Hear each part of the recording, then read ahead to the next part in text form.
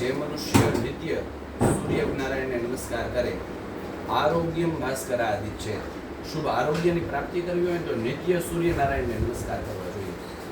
અને સૂર્યનારાયણને નમસ્કાર કરવા માત્રથી શુભ આરોગ્યતા છે એ આપણને પ્રાપ્ત થાય.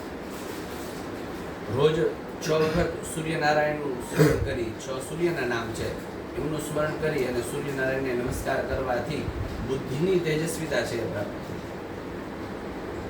આયુષ્ય છે એ ખૂબ લાંબુ બને. ખાલી ફક્ત ને ફક્ત સૂર્યનારાયણને નમસ્કાર કરવા એટલું જ નહીં, સૂર્યના પ્રકાશમાં રહેવું.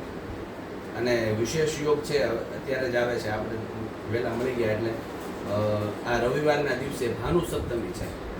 રવિવાર હોય અને સપ્તમી તિથિ હોય, આ વિશેષ યોગ હોય સૂર્યની ઉપાસના માટે.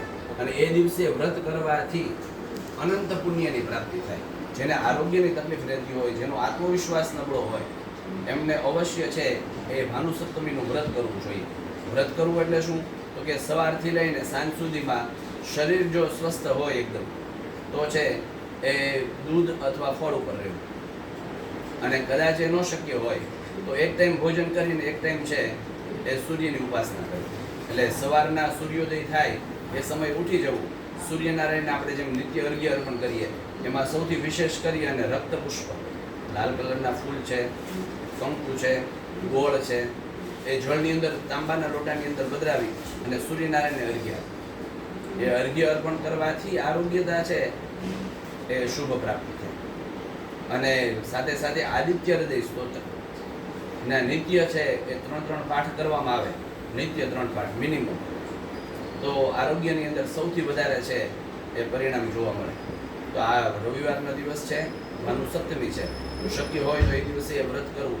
અને વ્રત કરવા માત્રથી જેની કુંડલીની અંદર સૂર્ય નબળો છે, જેના જન્માક્ષરની અંદર સૂર્ય રાહુનો ગ્રહણ યોગ બને છે, સૂર્ય શનિનો વિષ યોગ બને છે, અને સાથે સાથે સૂર્ય મંગળનો અંગારક યોગ બને છે, એ બધા અનિષ્ટ યોગો છે ને એનું આ ભાનુ સપ્તમીનું વ્રત કરવાથી એનો નાશ થાય. એના માટે અલગથી કોઈ વિધિ છે એ કરવી પડતી નથી. એટલા માટે આ વિશેષ યોગની અંદર એ સૂર્ય ઉપાસના છે એ કરી અને સૂર્યનારાયણને પ્રાર્થના કરીએ કે ધિયો યો નઃ પ્રચોદયાત, અમારી બુદ્ધિને આપ સન્માન તરફ પ્રેરિત કરનારા